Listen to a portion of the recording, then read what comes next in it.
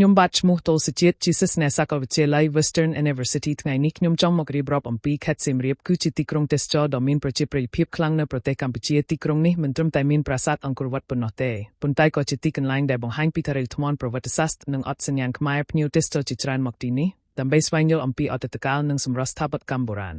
នៅពេលព្រឹកពួកយើងអាចចាប់ផ្ដើមដំណើរទៅមើលថ្ងៃរះនៅអង្គរវត្តពន្លឺថ្ងៃលេចឡើងពីក្រោយប្រាសាទបង្កើតទេសភាពស្រស់ស្អាតនិងមានអារម្មណ៍ស្ងប់ស្ងាត់បន្ទាប់មកអ្នកអាចបន្តទៅទស្សនាប្រាសាទអង្គរធំប្រាសាទបាយ័នដែលមានមុខព្រះសង្ហាច្រើននិងប្រាសាទតាប្រុសមងដែលត្រូវបានញើសឈើទំគ្រប់ដណ្ដប់បង្កើតអារម្មណ៍ប្លែកនិងអស្ចារ្យ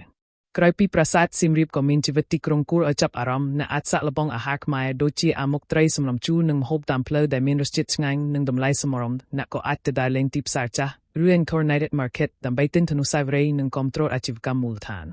នៅពេលល្ងាច Pud Street ក្លាយជាកន្លែងរស់រវើកមានតន្ត្រីភ្លើងពណ៌និងភ្ញៀវទេសចរច្រើនវាជាកន្លែងល្អសម្រាប់សម្រាកជួបមិត្តថ្មីនិងបញ្ចប់ថ្ងៃដំណើរដោយភាពរីករាយសរុបមកសៀមរាបគឺជាទីកន្លែងដ៏ល្អឥតខ្ចោះសម្រាប់ការធ្វើដំណើរទាំងការសិក្សាប្រវត្តិសាស្ត្រវប្បធម៌និងការកម្សាន្ត